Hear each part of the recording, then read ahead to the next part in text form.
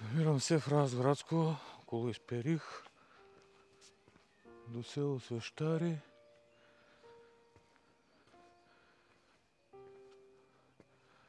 Археологически резерват Сборяново, Демир Баба Тепе.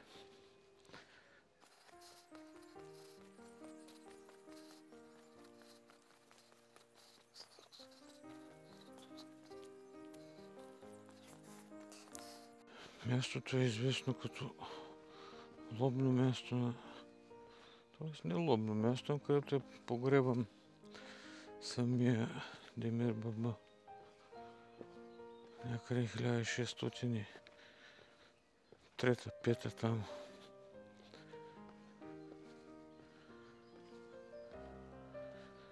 Но още от древни времена тук е било светилище.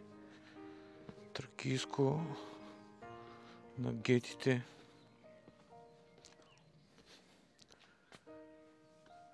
Тук пише нещо на български. Така, Тракийско по времето на Първата и Втората български държави, дори християнски храми имало тук. Така че едно от първите места, обявени за паметник на културата още през 1927 година.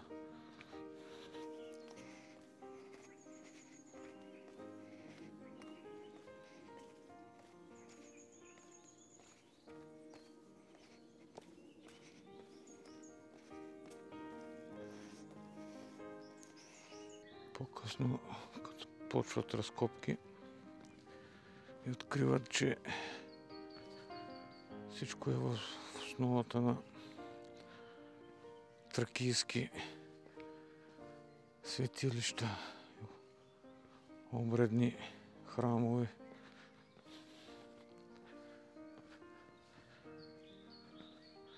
Тук наблизо в Свещари, после ще го посетим, е свещарската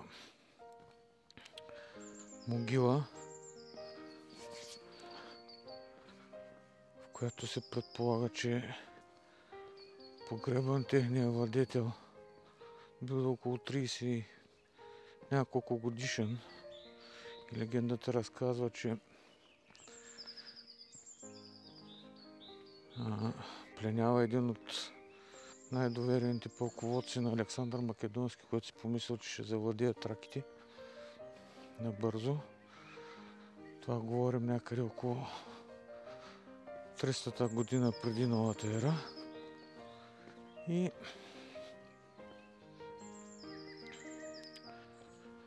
не се оказал баш способен да го направи. И по-късно този тракийски владетел, че му забрах името, с Д беше нещо. Дори се оженил за дъщеря му.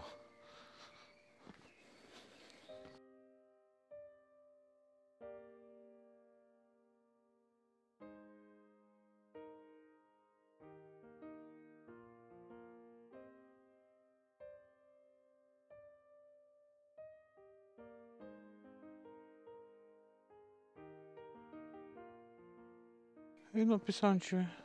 Пише.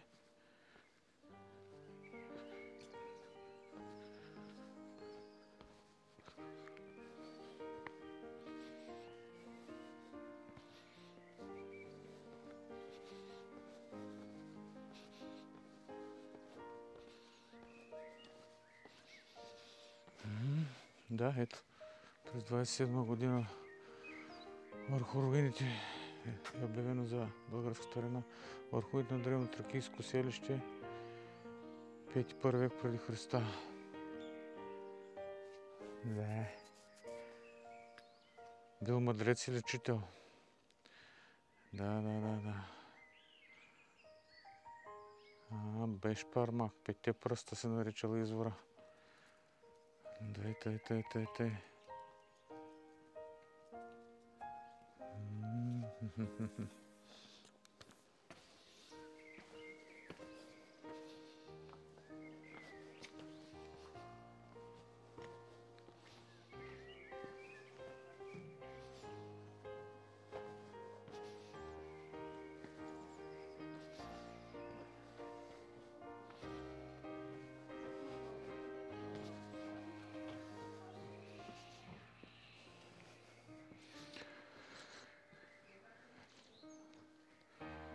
Сякаш е вграден камъка тук.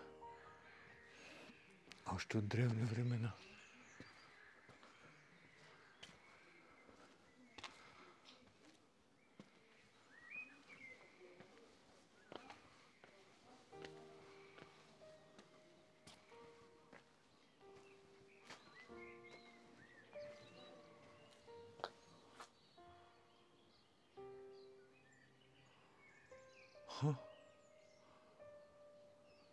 Мраморните камъни. Облицовка ли? Какво е това?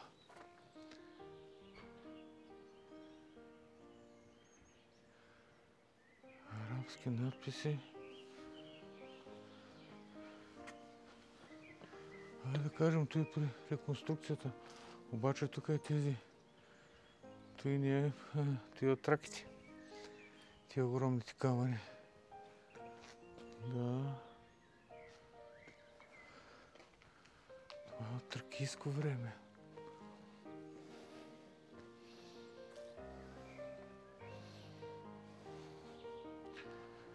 Тракийско време.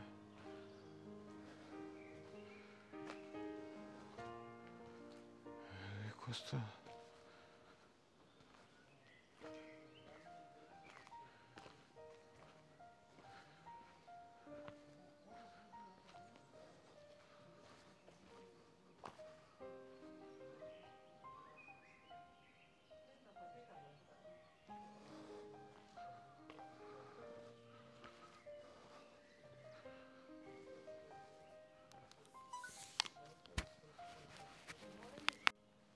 Вече съм вътре. Тук не знам как ще се снима без тази светлина.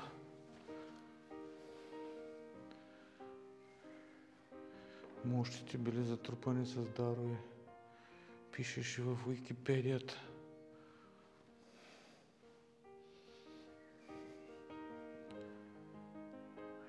Че хладно тук.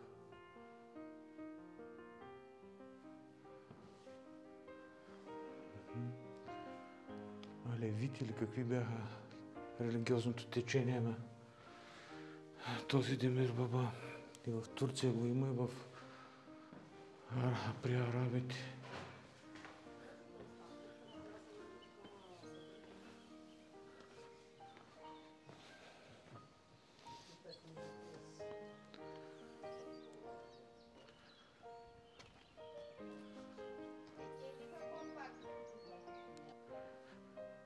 И те така, ето го изворчето, където вярваш, ще хвърлят по някои стотинчица. Лековитото.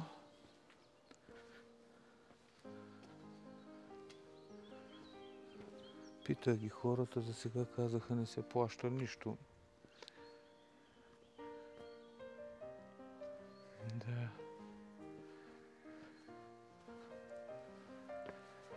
Интересно, не?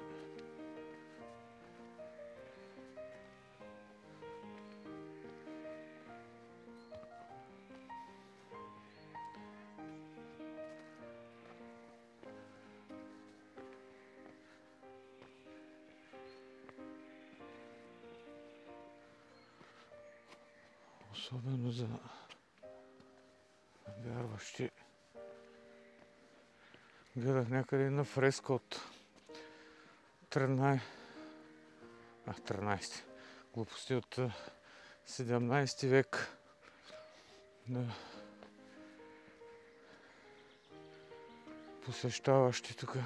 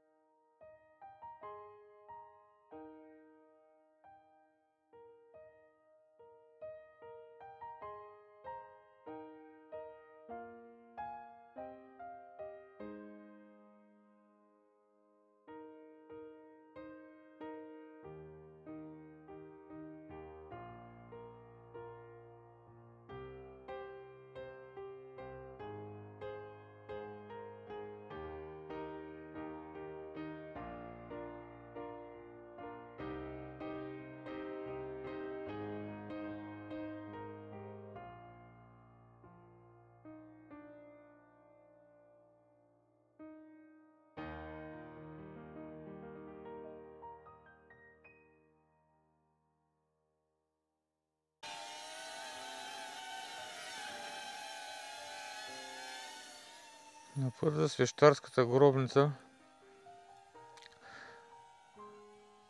спирам тук тъй до руини от древен град, който може би е тъй наречения Хелис на този владетел Гетски Домихет, за който по-рано стана въпрос, но почти нищо няма тук като разкопки. Би трябвало това нещо, значи сега съм на около километър нагоре, ето там от Демир Баба Теке. Би трябвало ето и всичкото тук някога да е било град, поселище. Но няма разкопки. А между другото, градът се е предполагал, че е бил на оттатъка Дунава в Румънско. Но кое да кажеш със сигурност?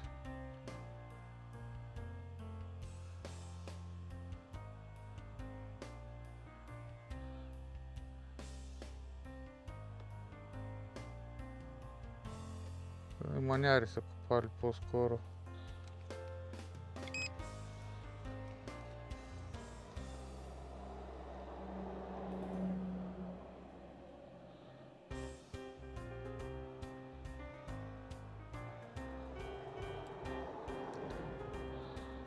Съдейки по растителността, тук може би на времето е минала и река по-пълноводна някаква.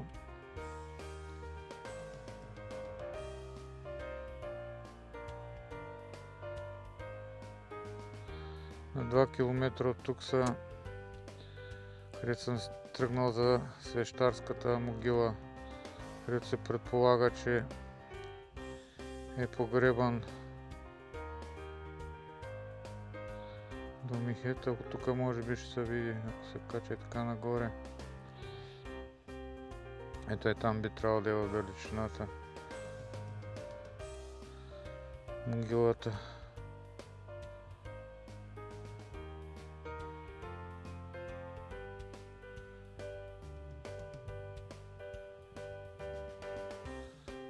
Правилно.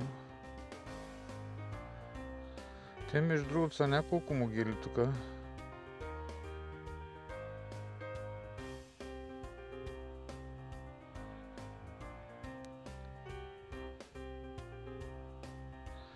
Тази голямата не би трябвало да е тук, да.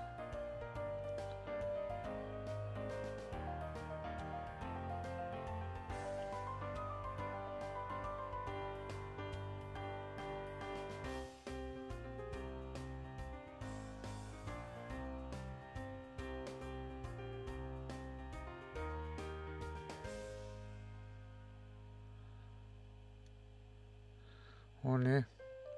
Това е друга могила. Да, тук до тази кола. Спомням си. Друга могила е това.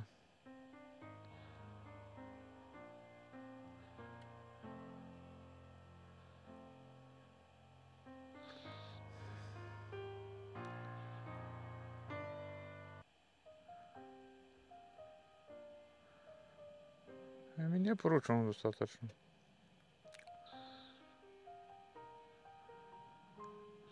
Наистина ще трябва да е бил много голям града, за да е разстоянието тук от стените до могилата, където е погребан 2 км горница. Трябва да побързам само да хвана на време, че работя ли от до 4:30, доколкото разбрах.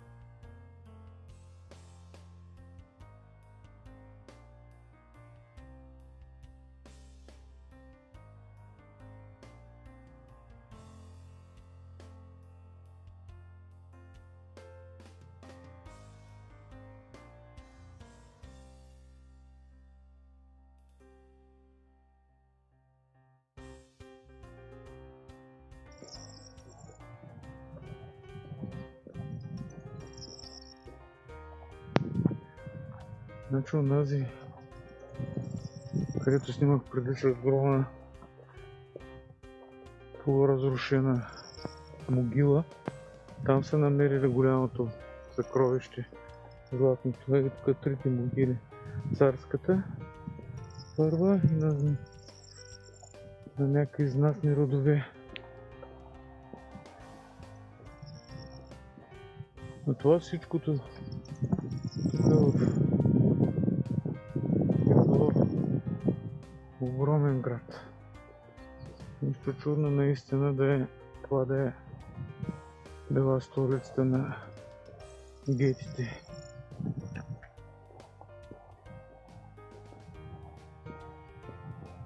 Вътре е добре консервирано с климатици, с постоянна температура. Забранено е снимането, което е логично. Тук има една недоизкопана, започната да разкопки. Доста могили са били. Значи предполага се, че това място тук е било нещо като място за погребения.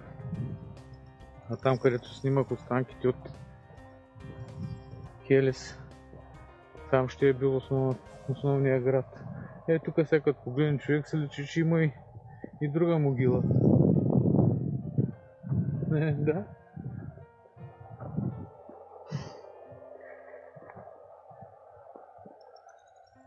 Много интересно. Пусна един дрон и тук да снимам после.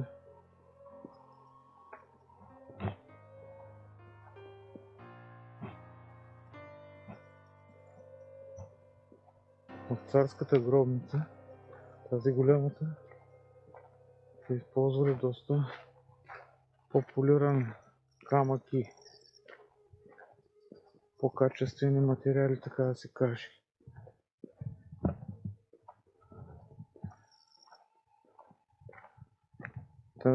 На около 30-35 години е бил наистина, когато е починал Дромхет. А пък жена му, която се предполага, нали, че е била дъщеря на този пълководец на Александър Македонски. И тя е погребана с него и веднага идва логичното предположение, че се е пренесли в жертва.